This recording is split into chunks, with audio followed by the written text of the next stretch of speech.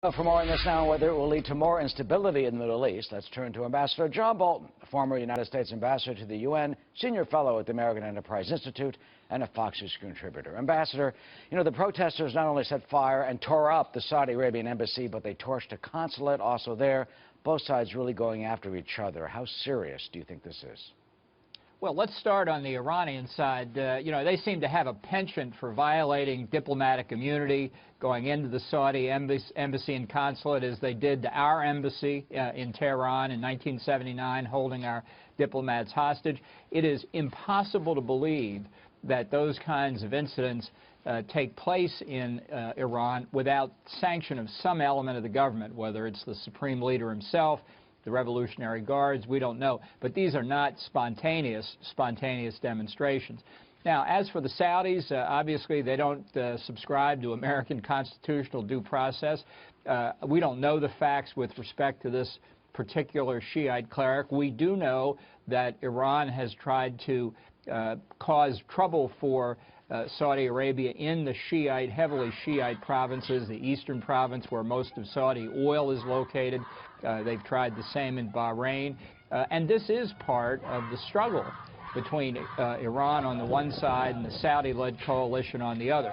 Whether this particular incident will now escalate, too soon to tell, but nobody should be under any illusions that we are moving toward some kind of confrontation. I think in large part because of the absence of the United States. What type of confrontation could that be? We see the Shiite-Sunni confrontation playing out in Iraq. We see what's happening in Syria. What do you fear could expand further? Well, I think the Iranian leadership is on a roll. We're now at the 6-month anniversary of the signing of the Vienna deal on Iran's nuclear weapons program, and the Ayatollahs have been celebrating by continuing to expand and enlarge their ballistic missile program by firing missiles within dangerous distances of American warships, and by engaging in the kind of propaganda that we've seen in the form of these demonstrations. I think they believe that the United States is trying to tilt toward them under the Obama administration. They see Saudi weakness and they're trying to exploit it. So the Saudis are in a way countering that. Remember, they executed not just this one Shiite cleric, but a number of other terrorists. And I think the confrontation itself is clearly spreading, and I think, again, the absence of American influence here is going to give rise potentially to miscalculations that could lead to much more serious violence. Well, and you talk about the Iranian response, Rouhani, as John Huddy reported, calling this, out of bounds, basically. But look, as you point out, they've had a history of this. 1979, the 444 days. They basically allowed those students in our embassy taking our people hostage. The Israeli embassy in Buenos Aires, 1992, believed to be Iran-linked, attacked. 29 were dead there, and you're looking at Buenos Aires now, the remnants of the Israeli embassy. And there have been allegations for years that Iran has used its diplomatic corps as assassins, spreading terror through the diplomatic service across the globe. Do you think this could be an indication of that? And what does that mean in terms of the nuclear deal and the way we deal with Iran in the future?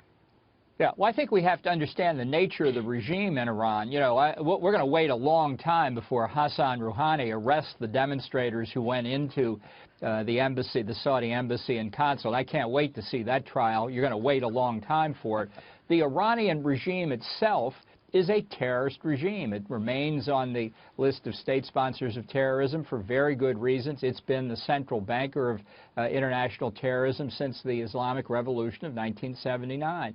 And I think what it's basically saying is it's prepared now to use the tens of billions of dollars, over $100 billion by most estimates, that are about to be unfrozen precisely because of the Vienna nuclear deal, to support the Assad regime and Hezbollah in Syria and Lebanon, and to support terrorist activities throughout the Middle East.